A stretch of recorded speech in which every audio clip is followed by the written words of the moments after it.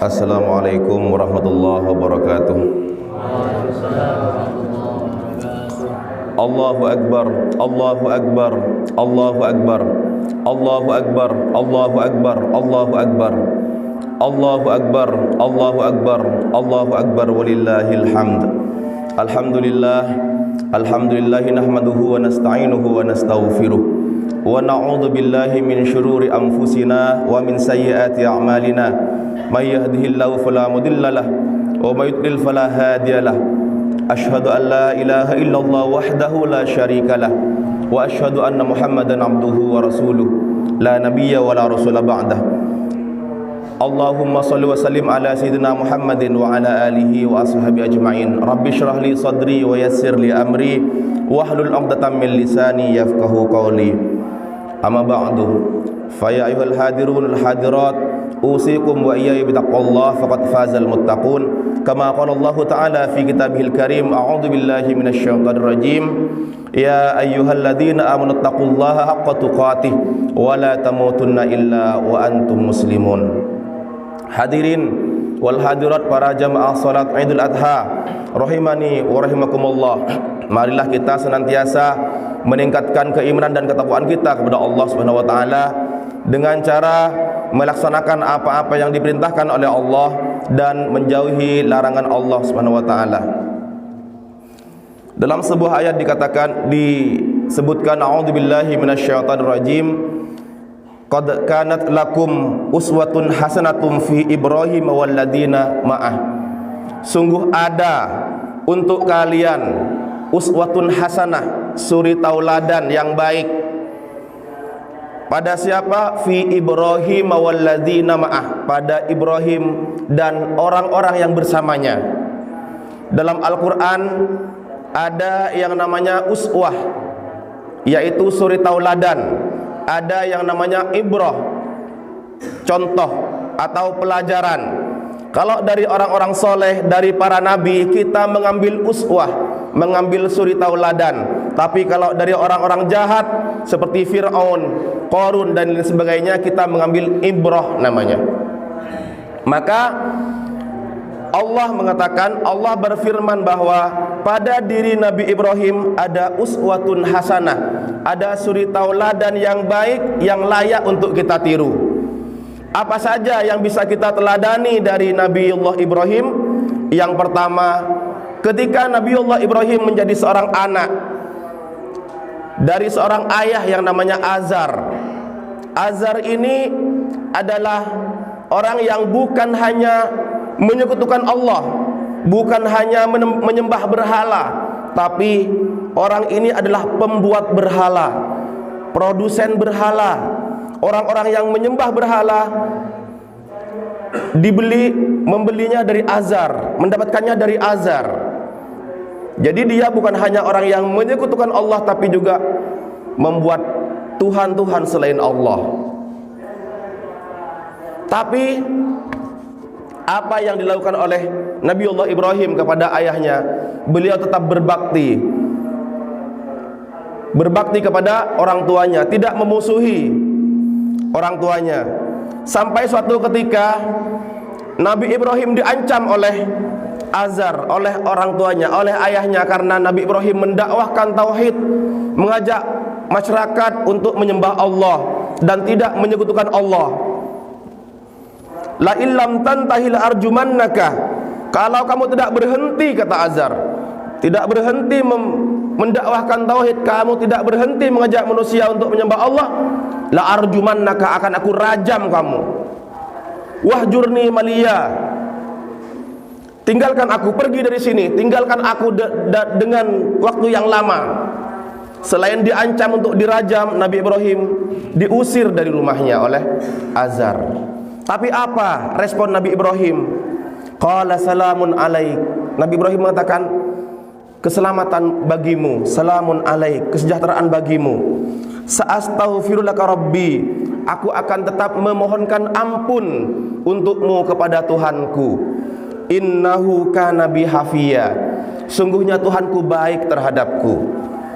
Dengan perlakuan kasar seperti itu, Nabi Ibrahim tidak membalasnya dengan perlakuan kasar, tapi tetap memohonkan ampun kepada Allah.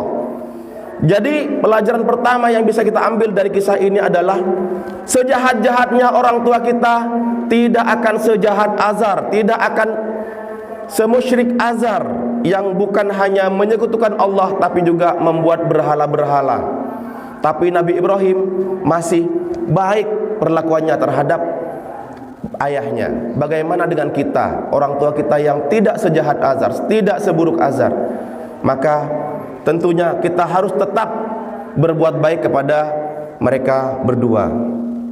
Dalam ayat lain, fala tuti'huma, ketika orang tua kita mengajak pada kemusyrikan, fala tuti'huma, jangan ikuti, jangan taat kepada mereka, akan tetapi wasuhibhuma fid dunya ma'rufa, tapi jalinlah hubungan dengan mereka dengan baik di dunia. Tetap menjalin hubungan yang baik walaupun orang tua kita jahat. Yang kedua, ketika Nabi Ibrahim sebagai seorang suami, waktu itu Nabiullah Ibrahim diperintahkan oleh Allah untuk meninggalkan istri dan anaknya di sebuah tempat yang tidak ada tanaman-tanaman sama sekali, di tempat yang gersang di dekat Ka'bah. A'udzu billahi minasyaitonir rajim. Rabbana inni askantu min dzurriyyati biwadin ghairi dzi zar'in 'inda baitikal muharram. Wahai Tuhan kami, sesungguhnya aku menempatkan sebagian dari keturunanku biwadin ghairi dzi zar'in, di sebuah lembah yang tidak ada tanamannya sama sekali, lembah yang gersang, tidak ada makanan di sana. Tapi karena ini sudah perintah Allah, Nabi Ibrahim tetap meninggalkan anak dan istrinya di sana. Inda baitikal muharram, di dekat rumahmu, yaitu di dekat Ka'bah, di dekat bangunan Ka'bah. Rabbana liyuqimus shalah, yang diminta waktu itu oleh Sayyidina Ibrahim, oleh Nabiullah Ibrahim, bukan ya Allah kasih makan dia ya Allah, ya Allah kasih rezeki ya Allah. Tidak, yang diminta pertama kali adalah agar keturunannya itu melaksanakan sholat. Dalam ayat lain, Rabbij'alni muqimas sholati wa min dzurriyyati rabbana wa taqabbal du'a, itu doa Nabi Ibrahim.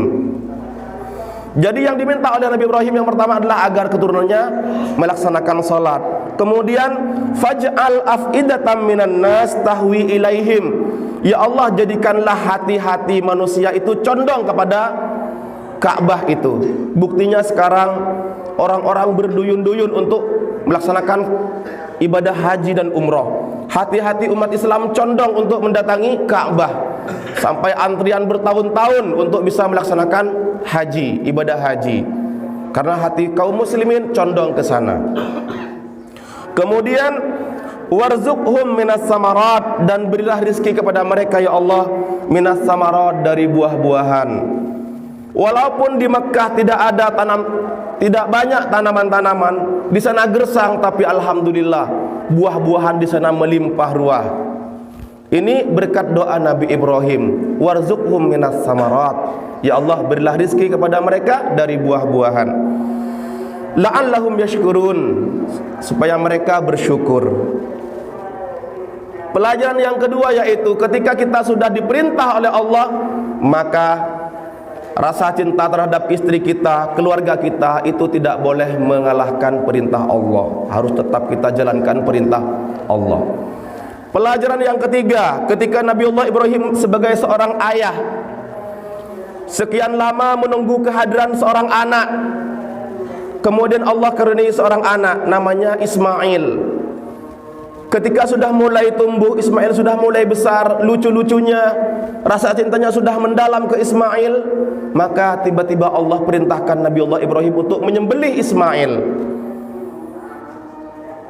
Dan di sini dicontohkan bahwa Nabiullah Ibrahim bukanlah sosok seorang ayah yang otoriter, tapi berdiskusi, bermusyawarah dengan anaknya. Falamma balawa ma'hu sa'yu qala ya bunayya inni ara fil manami anni adbahuka.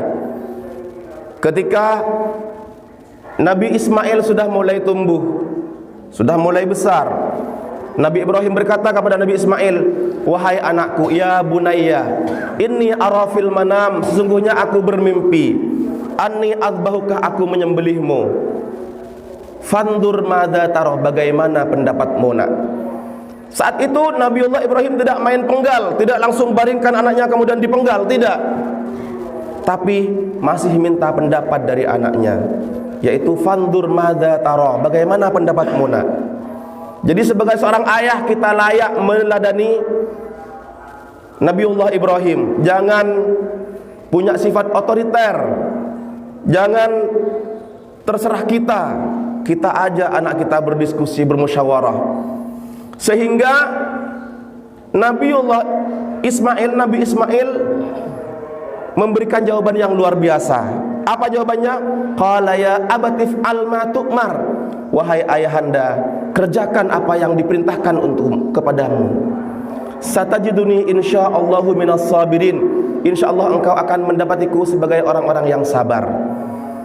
Hadirin jamaah salat Idul Adha rahimani wa rahimakumullah, itulah 3 pelajaran yang bisa kita ambil dari kisah Nabiullah Ibrahim bersama orang-orang yang bersamanya.